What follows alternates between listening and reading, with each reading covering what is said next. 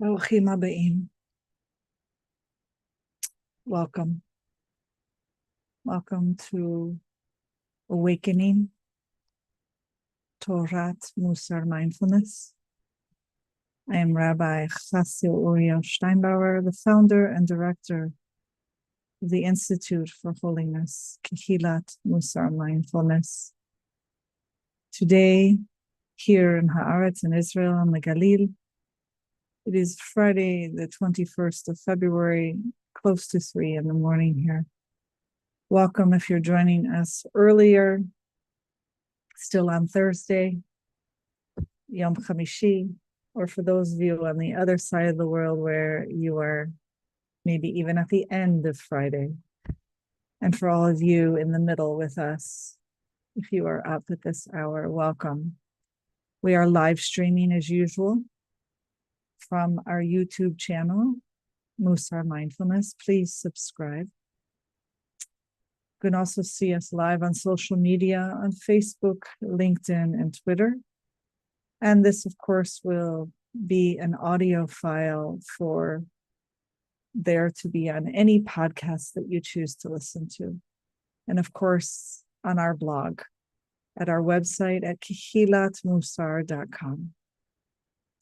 Today, on the Jewish calendar, it is now the 23rd day of the month of Shvat, or Shevet, right? To be Shvat. Tavshin Pei Hey is the Hebrew year 5785. Normally, I come into this session with joy, gratitude, delight to be here, serving in this way. But as you know, or if you don't know, you will know now, I come with deep pain and sadness at the murder of Kafir and Ariel Bibas, and of course of Oded Lifshitz, the great-grandfather from one of the kibbutzim along the border of Gaza.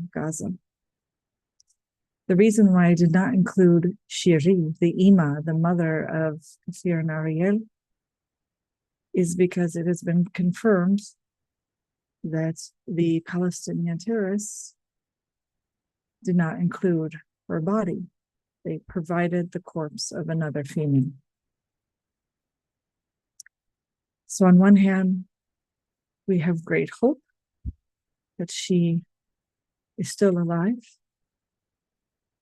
On the other, it's beyond psychological warfare to include somebody else's body, only for you to find out it's not your beloved, your loved one. So my heart is broken in ways it never has been before. So as we enter this journey of looking at the next Torah portion in the book of Shemot, of Exodus, as our people, the Jewish people, the Hebrews, the Israelites, the children of Israel, learn to become a people living by rule of law in the middah, in the wilderness, we too are learning again and again how to live out this path of becoming a people living by rule of law in service of God and others. So thank you for joining me today. We'll begin as we usually do. I will begin with two other things before I jump into the Torah portion, which is this session is dedicated to Yarden Bibas, the Abba, the father of Kafir and Ariel, and the husband to Shiri. You are in our hearts and our prayers, and we will bear this burden with you. You are not alone.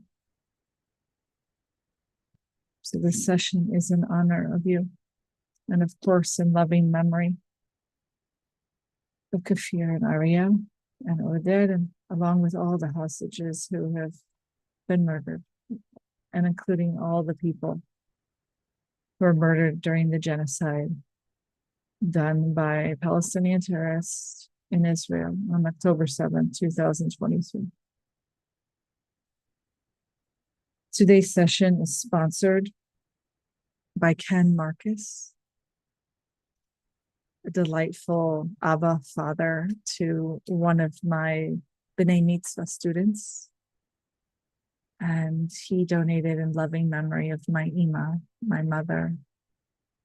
So thank you for sponsoring today in loving memory.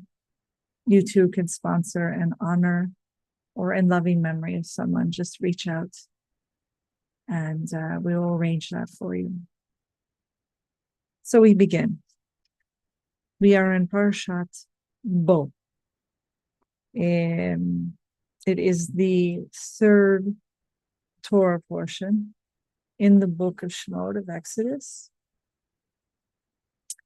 It is the 15th since starting the Torah reading cycle of Genesis, Bereshit into Shemot. So we will be looking at the 15th way we acquire Torah, according to the Mishnah, the classic rabbinical text redacted by Rabbi Yehuda Hanassi. May his memory be for a blessing. So, Bo, what happens in Bo? Bo took place on February 1st, 20 days ago. The Hebrew date was Gimel of Shvat, Tafshin Pei. So it was on the third day of this month. And as I said, we're now into the 23rd day. So what happens here? God in the Torah sends the 8th, 9th, and 10th plagues to Mitzrayim, to Egypt. The 8th plague is a swarm of locusts, Arabeh, that blocks the sun and eats the crops.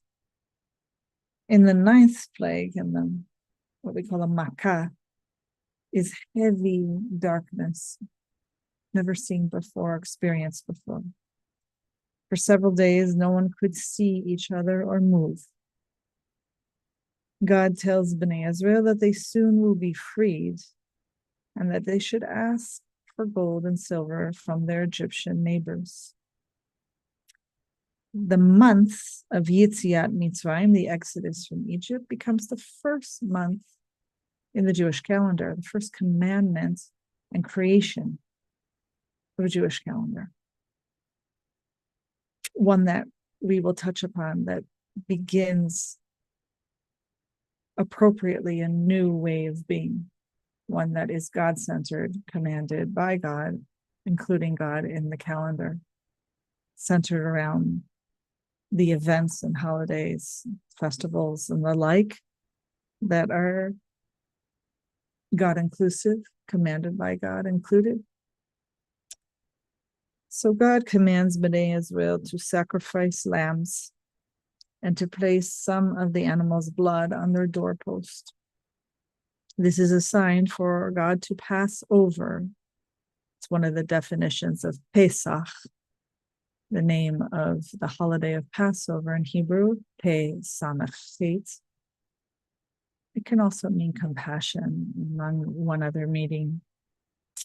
But it's a sign for God to pass over their homes during the 10th and final plague, which is the death of the firstborn.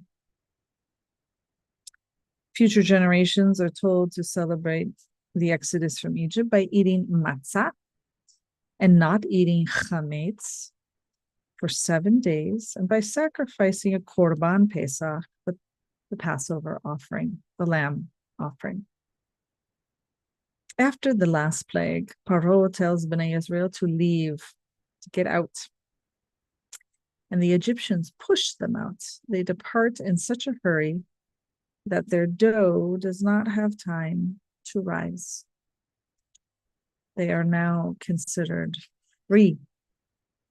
Of course, freedom takes a long time to not only realize, both internally, but as a people. It's something that comes with great responsibility. And that will take 40 years to cultivate and develop. So today, not only will we talk about acquiring Torah, the 15th way, we will discuss the chosen middah for this Torah portion, which, could have been any number of the middot. But we're going to choose rachamim, compassion, which sometimes gets translated as mercy. But mercy to me is, at least in English, when you can't get to compassion, when there might be so much reactivity and ill will, perhaps fear, that you just can't give someone compassion, or maybe even yourself. So there's this sense of you have to go to mercy. You have to remember that Hashem has had so much mercy on all of humanity throughout the time since Adam and Chava, that we need to have mercy too, and remember that we're always being tolerated.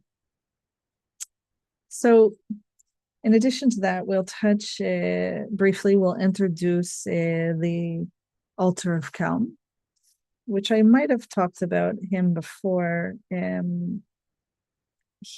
He's, there's considered like the disciples of Rav Israel Salanter, the founding father of the modern Mussar movement. Not sure if he considered himself that while he was doing it, but that's what he's labeled now.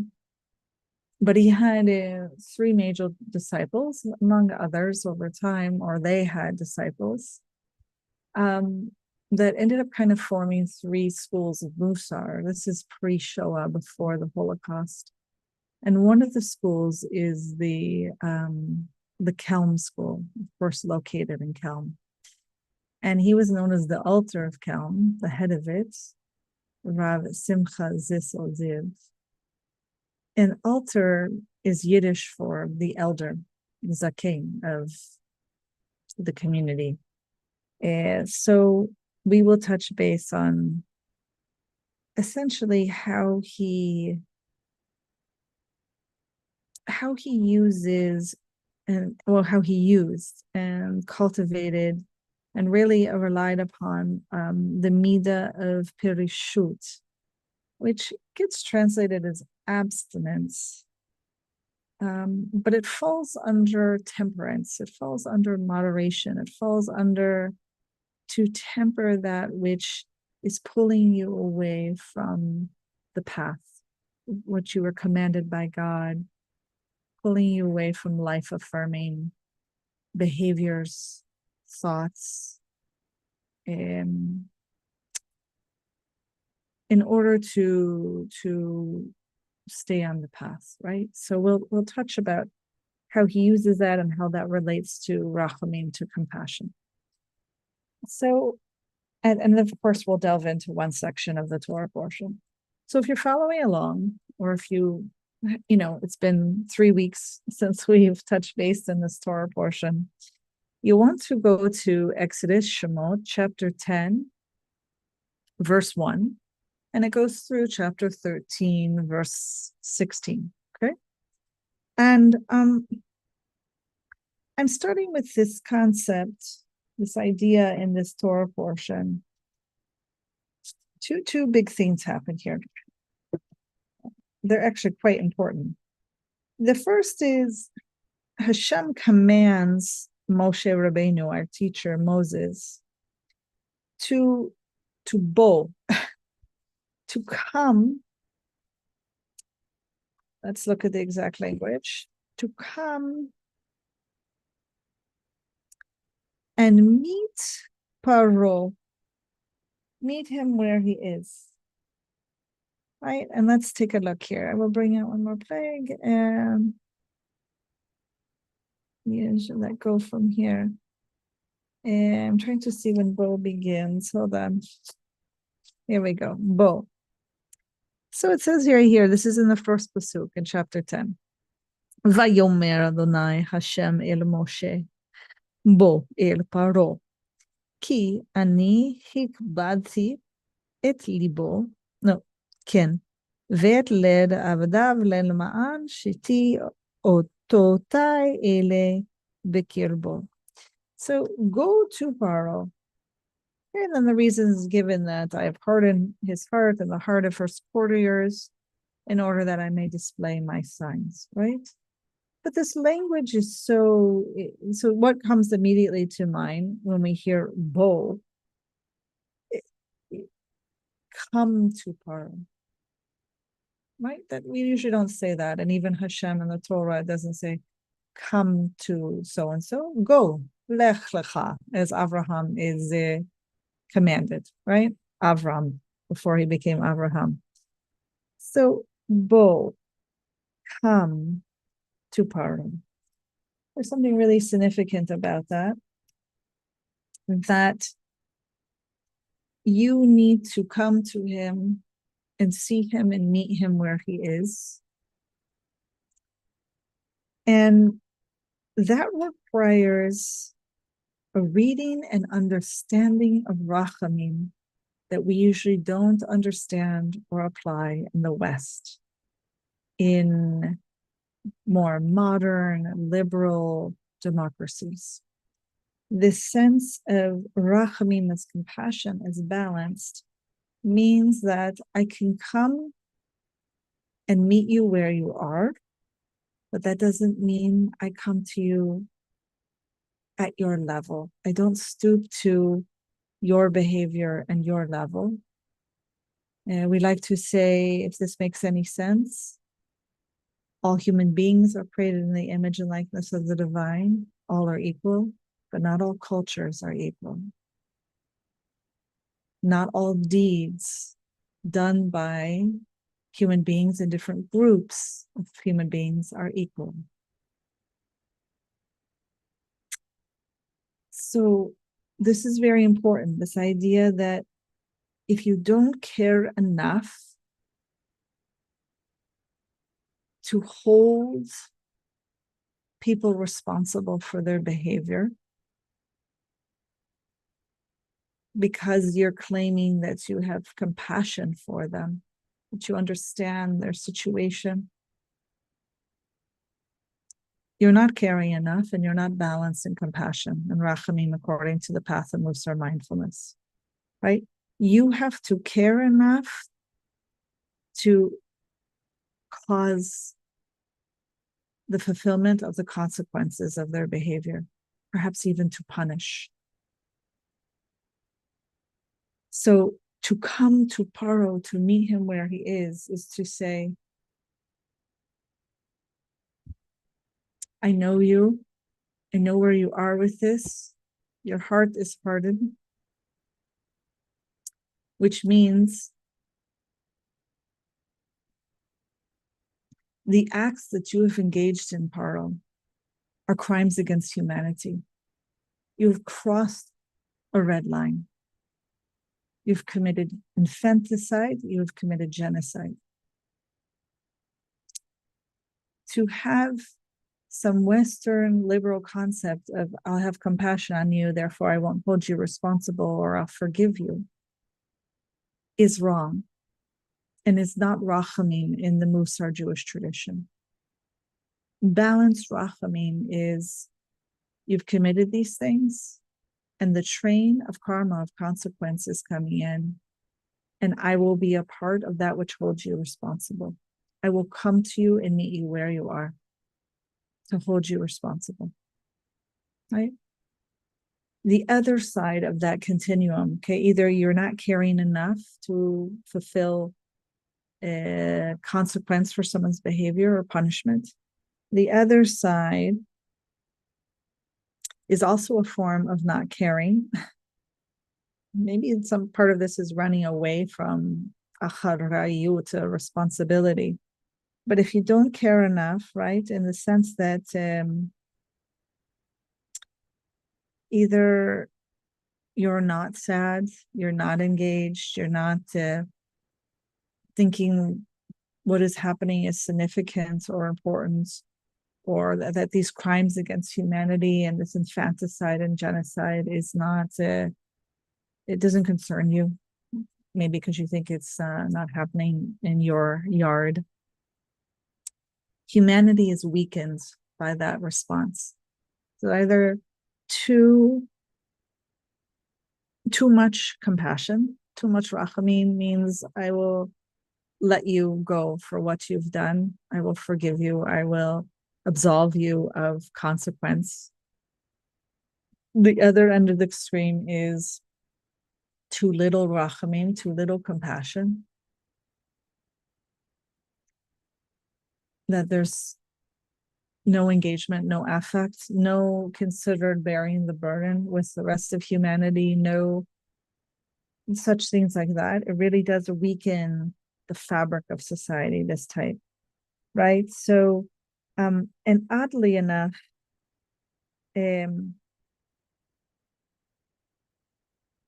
these can be understood of caring too little or caring too much. So this balance, rachamim, this balance, compassion, for God to be able to say, go to Paro, meet him where he is, right? This follow through of Moshe, of showing up, continually showing up, giving opportunity for Paro to respond the way he should, by recognizing Hashem as the only God and letting the people go, freedom from the institution of slavery. And he keeps showing up. And that act of showing up, whether his words get listened to or he heard, have consequence, strengthening the children of Israel.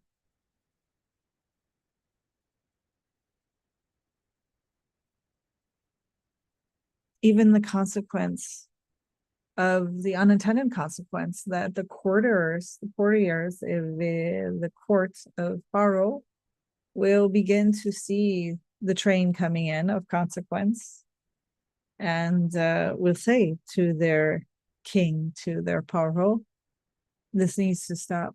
It's gone too far, right?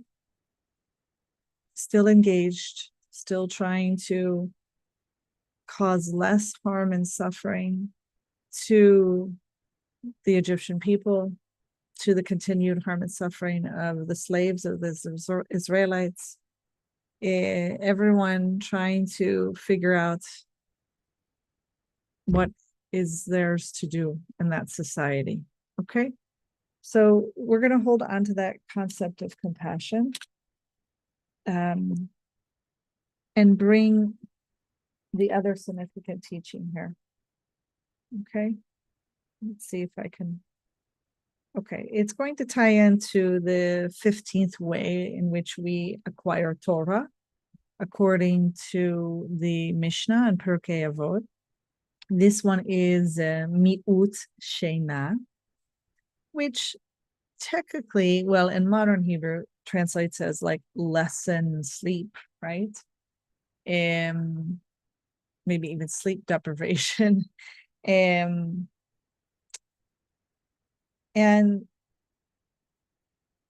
the way it's used and understood, there are two paths to this. There's the literal, concrete path of lessen your sleep, your minutes or hours of sleep, in order to spend more time being of service to God and caring for others. That's the simple, plain meaning. This is how you acquire Torah. The greatest concern is looking at the person who oversleeps, maybe due to laziness, maybe due to avoidance, fear, any number of reasons why we might avoid or stay in bed instead of getting up and facing another day. The other that I prefer to take on, because I think we know today something that maybe our ancestors didn't know. I leave it open. Rambam actually does write that he feels that the average person needs to get 6 to 8 hours of sleep. However, we now know today, thank God, so much of these medical tests and studies and so forth are done on men and have been, and they claim to apply to all of humanity, to women too. Well, thank God we know enough today that how different men and women are, and that 6 to 8 hour recommendation applies to men and men only. That we now know through scientific studies that women actually require much more sleep. Ideal for women is like 10 to 12 hours. I can guarantee you that any women listening right now are probably laughing and smiling because they're probably not getting that. So we aim for that. And we also know the health and the importance of sleep. So much so, I would say, getting the proper amount of sleep, in addition to obviously eating whole foods that come from nature, the ground, and animals, instead of processed and ultra-processed food. Sleep is like the top priority in life, that we should be getting the proper amount of sleep. So maybe if we were actually writing this Mishnah today, it wouldn't be me'ut shena, right? It would be sufficient, healthy, sufficient amounts of sleep is a way to acquire Torah, because then you will feel healthy and rested and be able to face the day and be of service better. So we'll leave it at that. But the other reading that I want to bring today is this idea of waking up to life.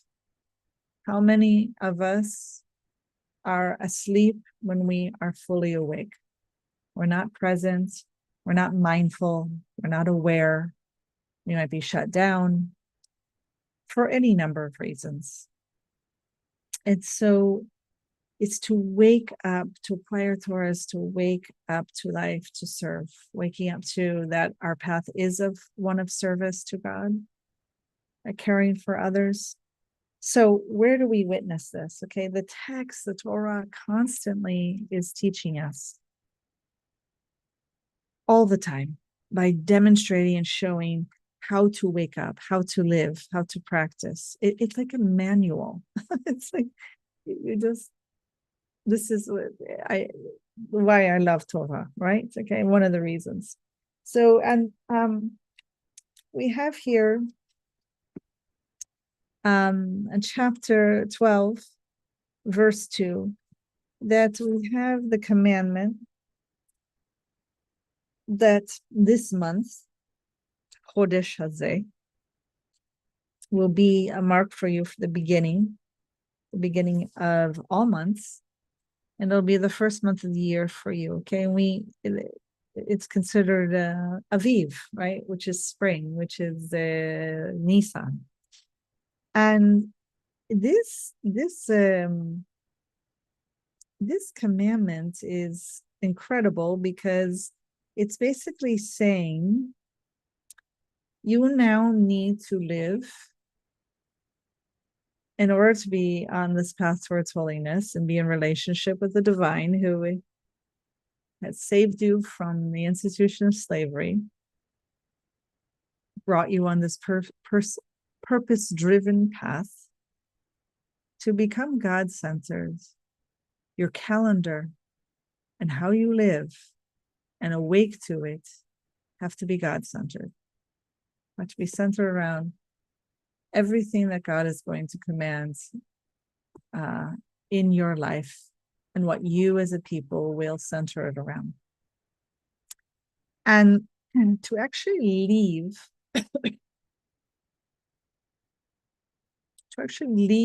the former calendar, the former way of life, how one organized one life and how one spent one's time not being awake as as a person and as a people. You have to do two activities, and this applies to us today on the path of Mussar Mindfulness. We'll touch base on that. To actively leave our other path, we have to do something sometimes radical. And so what is Bnei Israel? What are the children of Israel commanded to do to leave that old way of being? They're commanded to take a lamb, which is considered a god and worshipped in Egypt. They're commanded to take a lamb, care for it for 4 days, being mindful of it, almost maybe in a sense of saying goodbye to it, letting go of it. And after the 4 days, they are to slaughter it and take its blood and put it on their doorpost in order to stop the angel of death sent by God to claim, the firstborn. This is incredible because it's basically acknowledging and saying, you were living in Egyptian society over 400 years. You've taken on perhaps some of their way of life or how they view things. Couldn't help to do so. You know the importance of the lamb. Perhaps it was even being worshipped. So you must take the very thing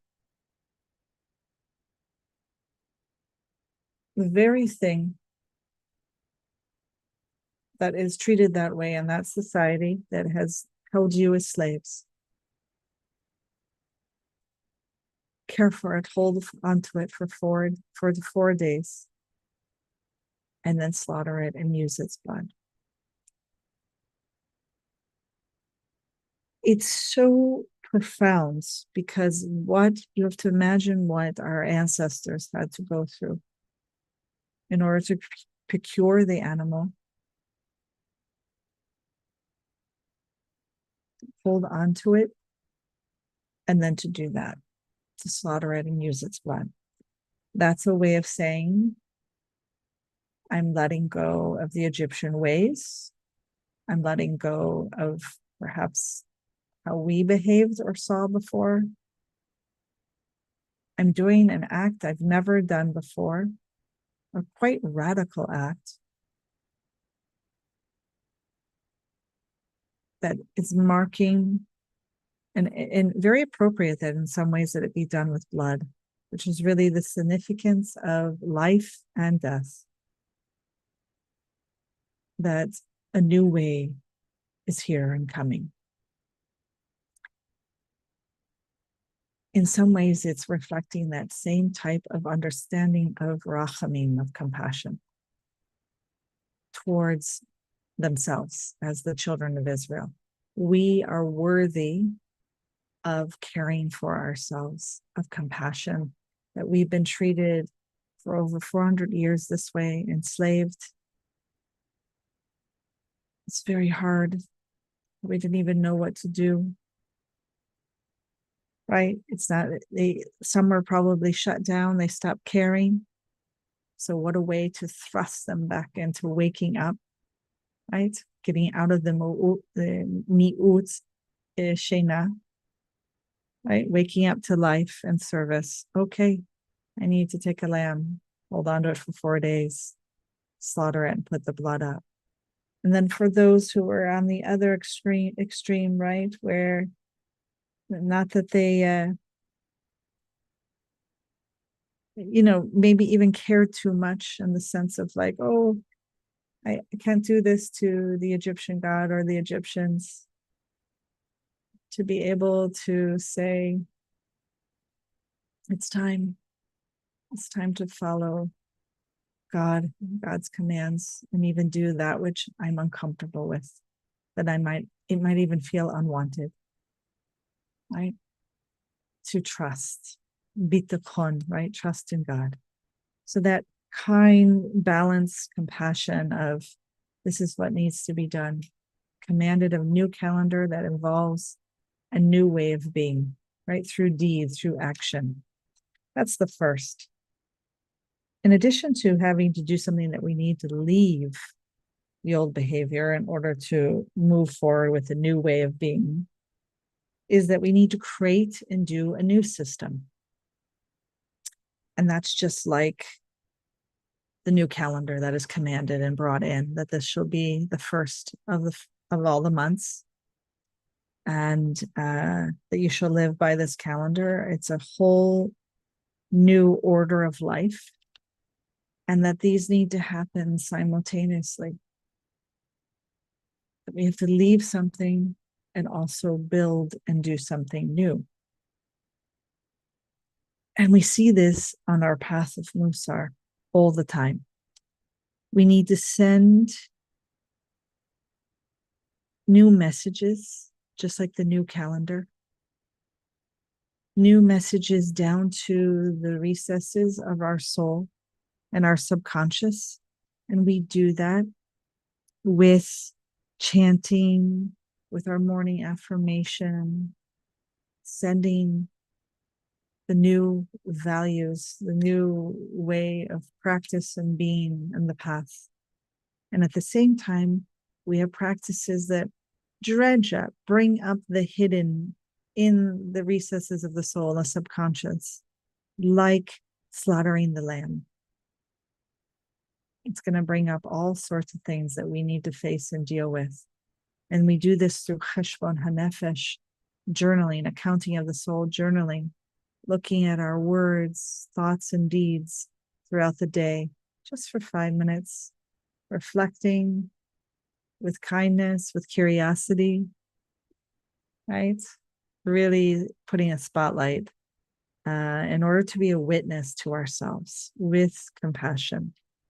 So they not only so when this calendar is commanded, our ancestors will come to eat the lamb on a specific day as a ritual that will happen yearly, in addition to Egypt.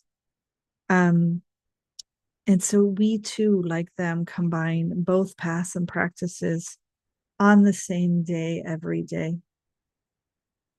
It's like we're simultaneously having an exodus from Egypt, an exodus from the behavior that is not in alignment, that is not refining our midot, our character traits, our personality traits, to be the best version of ourselves. Every day we are having a little Yetziat Mitzrayim. We might call it Ma'at, right? Ma'at Yetziat Mitzrayim. Little bit of leaving our Egypt. And while at the same time that we're leaving, we're building through Mussar mindfulness, these ancient ancestral paths and wisdom, Torah and Dharma, to inform us, build our interior life, our inner life, with compassion.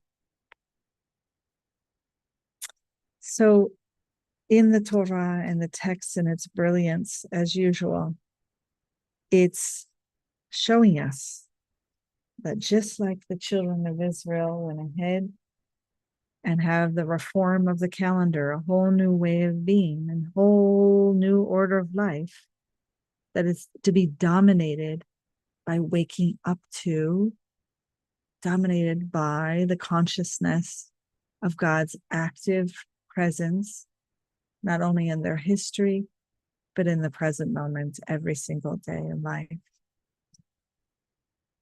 We too, as people Israel, here in Israel and Jews throughout the world,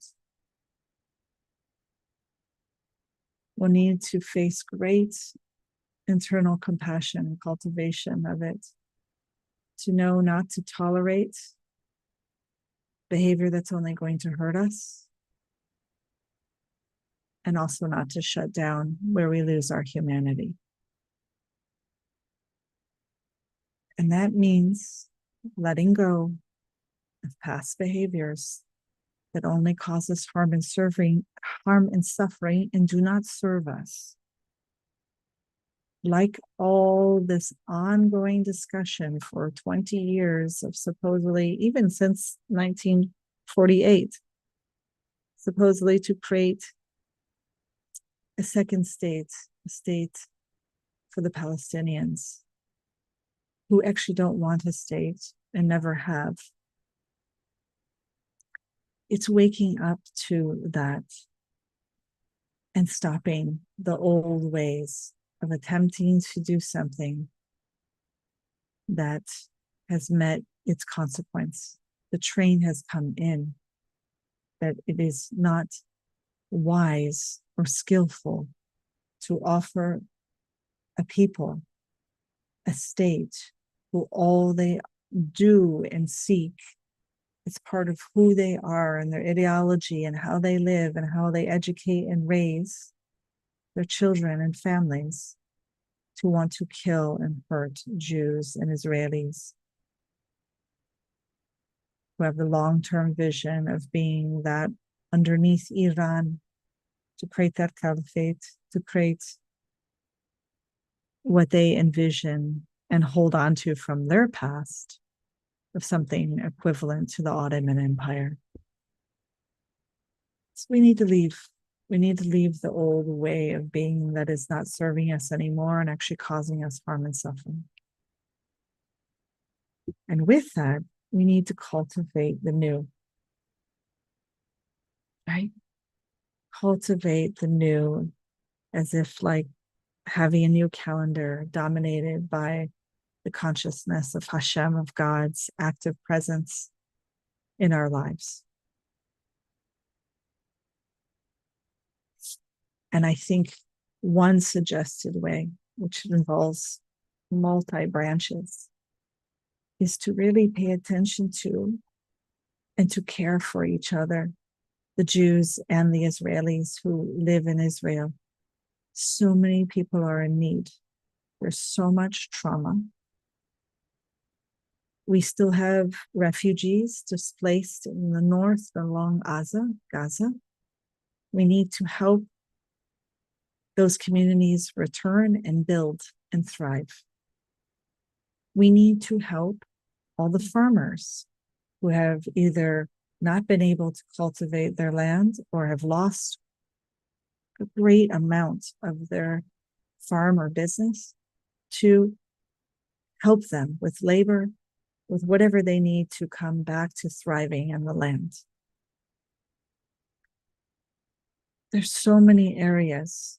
For instance, a whole bunch of Ethiopians just joined us, Ethiopian Jews, integrating them, welcoming them with joy, continuing to check in and supporting the Druze community, particularly up in the north, who were targeted by Hezbollah and killed at least 13 children, to check in with that community. How can we be here? How can we be of support to you? For instance, also in, trying to think the name of the community in the south, the Bedouin community and others like it, who are not in such stable structures, did not have the protective ma'amadim, like safe rooms in which to run during these 7-8-fold front wars against us from Iran and its proxies. And so being sure to connect with those communities that might be on the fringes or most vulnerable, to see that you have the infrastructure to be safe from missiles, from our enemies. There's just so much to do here, to face, to wake up to. It's this new form of mi'ut shena, is to wake up to what needs to be done here. And how can we really care for these communities, bring them back, strengthen them, make Israel thrive as we always do. And so that is our project. That is our way of taking on a new calendar, right? Just like it's commanded by God. And the other of leaving the old narratives, the old way of being so closed to only seeing one solution, to having a neighboring population that is just causing harm and suffering to us. And that to actually say, we're going to take the lamb, hold it for the 4 days, and slaughter it, and put the blood up to protect ourselves, because the people have committed genocide against us and are committed to doing it again. And so just like with the Egyptians, we're not going to let them continue to cause harm and suffering of us. We're going, in some ways, as consequence, take what's dear to them, protect ourselves. So with that, so much to take and learn. I will close with introducing you to something that the altar of Kelm engaged in to help him come to balanced compassion, rachamim, which might assist and help some of us, and then we'll move into our meditation practice. So he lived for long periods of time, just like the other Mussar masters of the time, from the altar of Novorodak and Slobodka. He would spend large periods of time with this kind of halachic ideal of perishut, which gets translated as separation for Talmudic scholars. In Mussar, it's often known under abstinence. I like to put it under temperance, in the sense of the verb to temper, which means to cause through state, either deed or thoughts or emotion, to kind of stop that which is interfering with life affirming and practices and paths, but also to fulfill the mitzvot, the commandments. Okay, so he would, of course, return home from yeshiva for Shabbat and Hagim festivals, and on the eve of Pesach or Passover. But he took it on as a practice to, quote unquote, break his will. Okay, and I see this as a practice of mi'ut shena, as to break your will of something that you feel is not in alignment with your values of how you're living. You have to wake up. You have to see clearly. You have to be present. So, for instance, how did he do this? He never ate fruit soup. Why? Because he had a lust for it. And he felt that lust pulling him away from his values and how he felt he needed to live based on who he was. He also never acted out his anger, even showed it, until he put on his special anger garment, piece of clothing. What does that look like? Meaning he might have felt anger and even needed to express it, show it, but he purposely had a jacket or something that he would agree to put on first for himself in order to temper the anger, in order to temper the drive, the ratzon, the will, the desire to act it out, which would only cause harm and suffering, which would not be in alignment with his values and how he wants to live as an observant Jew. He also only ate small fish after a fast to discipline his appetite. Many bones had to carefully be removed first before he could consume it. And he saw all of this as a practice to temper any drive, whether it's habitual or animal or lust or desire, so that he was fully awake and he was making the decision that was in alignment with his values, with fulfilling the Torah. So this purpose of this comprehensive bereshut, self-control, suppression of animal lust or habitual behavior, what we might even call selfishness, because it's self-oriented, right? Ego-oriented, it's probably the best term, was to strive for these heights of kedusha, of holiness, to share burdens with colleagues and with all of humanity. So that he felt that devoting great energy to curbing his desires, he was able to shift through that practice his concern and focus from just his own drive and ego to the desires of others, to the needs of others. So reducing his own wants and needs.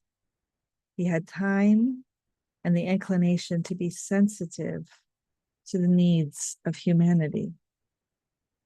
And this came out in so many ways. I'll just quickly share one story. There was a fire that broke out in Kelm, and it was part of Jewish culture and Judaism that when you are an elder, you are exempt from participating in stopping the fire, trying to save someone from the fire.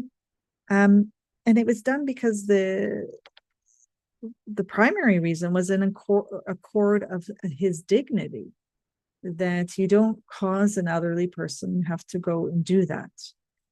But he wished to help, regardless that he was exempt by Jewish law to go and do this. So he suppressed even that voice that probably would have said, you're exempt by halakha, you're exempt by Jewish law. You don't have to do this. And he said, no, that's not what I'm going to do, right? They're going to do that. So I invite us, even in our sitting meditation now, to really take that idea of bereshut, especially at this hour. We're dealing with so much reactivity to the murder and returning the corpses of Kfir and Ariel, Ibas, and Oded,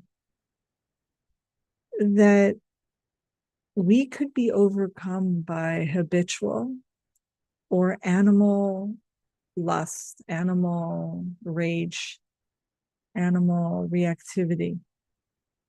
So it's very important. We either could shut down and not care, which we see many in the world doing, or we care too much compassion, to the point where rage is starting to fill up and therefore revenge. We need to practice the bereshut to tame, to temper the reactivity inside. So we can comment and we can wake up this mi'ut, shena, wake up to both what's going on inside and seeing clearly what's going on right in front of us. So with that, please come to your mindfulness meditation posture. We will sit for a bit together to try to calm the not being awake. Perhaps invite that in as a guest to the guest house. So I'm going to be seated in my chair. You're welcome to stand in a strong mountain pose, walking back and forth and walking meditation, or lying down, keeping the eyes open so you remain awake and alert. For those of us seated, we're awake and alert, but we're also at ease. Feeling heavy in the sit bones, letting Mother Earth hold your feet if they touch the ground. When we breathe in, And we breathe out. Thank you, Hashem, for the gift of oxygen. Inhalation. Hold and breathe out the mouth. One last time, breathe in deeply through the nose, ideally, holding it, and extend our exhalation to double the amount of time of the inhalation. Exhale through the mouth, letting your breath come to its own natural rhythm. Inviting yourself fully to come to awake and alert and at ease, to fully arrive. You're welcome to shut your eyes like I am if you feel safe and comfortable. Otherwise, lower your gaze, letting us calm the whole nervous system. Taking this time for radical self-care and radical communal care as we care for each other and practice taking refuge in community. So important to do all the time, but especially now. Knowing that we can carry this burden together, leave past unhelpful, unwise, unskillful communal behavior and self. Knowing that God has commanded a new way of being, a new calendar, a new way of waking up for us. Time to care for each other.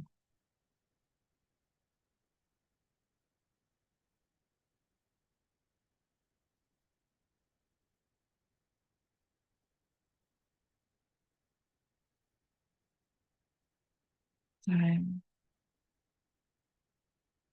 Welcoming Hashem, God, into our sitting practice. Allowing yourself to wake up to God's presence.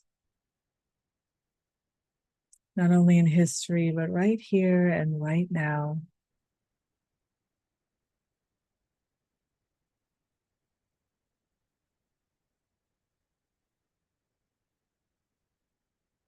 When the beloved Biba's children were being returned today in the caskets, there was the most beautiful Keshet rainbow I have ever witnessed in my life. And my old way of being would have gotten very angry at Hashem, almost feeling it was cruel to present the sign, the oath of the breath that God would never destroy all of humanity again.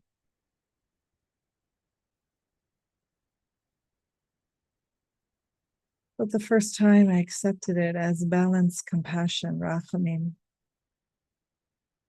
as if God knew we needed to be loved and held, and a sign that God was there, to not forget us, heard our screams. And also as a bit of a warning, God said God would not destroy all of humanity, but God never said it wouldn't destroy part of it. And with God's help as needed, that might be exactly where things will have to be held if we want to maintain and held responsible crimes against humanity and to stop the thread of jihadism and radical Islam and Islamists from trying to kill anyone who is not them and to take over the world. So there is the rainbow, the most beautiful, strong rainbow I've ever witnessed. And I accepted the new way of being, that I can live with the 10,000 sorrows and the 10,000 joys all at once. And then, as if that wasn't enough, we learned that the corpse of the female body is actually not Shiri, is not the Ima, the mother of the two boys. And the old way of being would immediately go into and assume that this is more psychological warfare, more crime against humanity by Palestinian terrorists. But they just want to torture Yarden and the rest of us. But I saw that rainbow. I saw the hope. I woke up to being awake. That maybe from Hashem, this is another miracle, that perhaps Shiri is alive. There was tikva, there was hope that fluttered in my heart. And as if that wasn't enough of a miracle today, the Islamist terrorist, the Palestinian terrorist, planted bombs in Israel.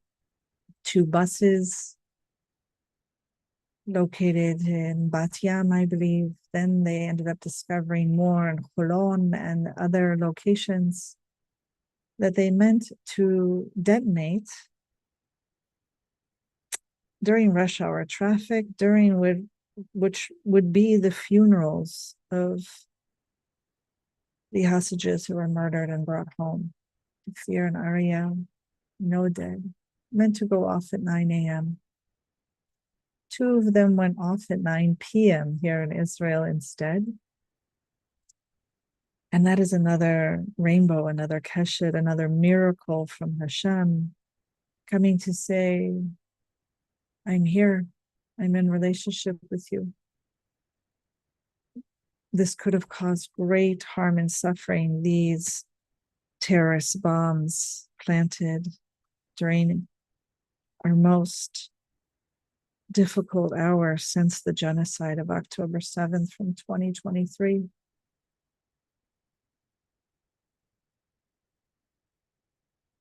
So awake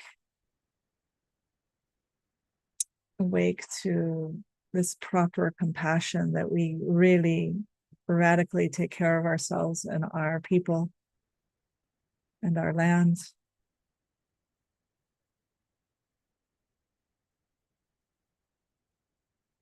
As we leave the old way of being, giving up land for peace, compromising too much, of believing that we have a partner in peace, of believing that there would be another state for a made-up people. Those days are gone.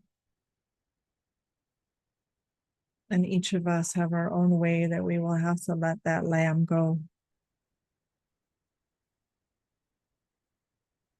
So in your practice this week, begin journaling, taking that cheshbon hanefesh, that accounting of the soul, dredging up maybe that which is hard for you to face, of why you haven't let go of the old ways of being from the past 20 years for the state of Israel, for our people. What does it bring up for you? What are your fears? What are your thoughts? What have been your deeds? What are the emotions associated with it? Can you discover any unbalanced midot, soul traits, personality traits that show you that you have your practice to do?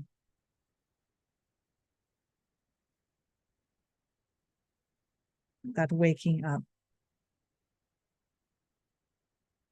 We will spend a minute in silence, and I will ring the bells to pull you out of the meditation slowly.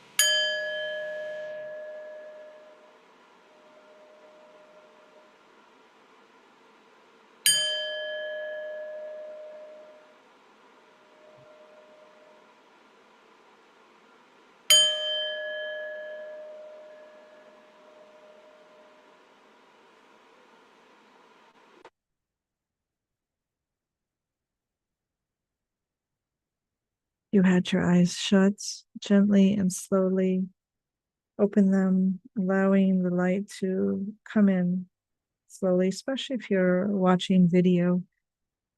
The screen can be quite bright or daunting. If it is your practice to bow, please do so as I am. I am bowing to Hashem, our God, the one and only God. Am Yisrael Chai, Shema Yisrael Adonai Elokeinu Adonai Echad. Thanking Hashem and our ancestors for this path and practice, honoring us with the deep teachings of Mussar, and the path in Judaism and the Dharma coming out of Theravada Buddhism. So thank you for passing this on to us, to entrusting us with these teachings to learn from the instruction manual, the Torah, the Hebrew Bible, how to live, how to practice today, 2025, 5785. Bowing to all of you, taking refuge in community, showing up, supporting each other, supporting the Institute for Holiness. We thank you. And I always say, give a good bow to yourself, full of balanced compassion, that you are caring for yourself, participating regularly in your practice, mindfulness meditation, and of course, the path and the daily practice of Mussar Mindfulness. So thank you. Thank you for showing up today on this very, very difficult day. So with that, we're going to close off before Shabbat. I invite all of you to light. We were going to light 3 candles for Shiri, Kafir, and Ariel, and the Bibas family. But since Shiri is not included among the corpses returned, I invite you to light 2 candles. If you want to include Oded, then 3. The reason why I say the Bibas family and the 2 children, and originally Shiri, is because we want to carry this burden with Yarden, with the Abba, with the father who survived them. And so we do this by actively lighting the candles, praying for him, and then letting him know he's not alone and that we're here.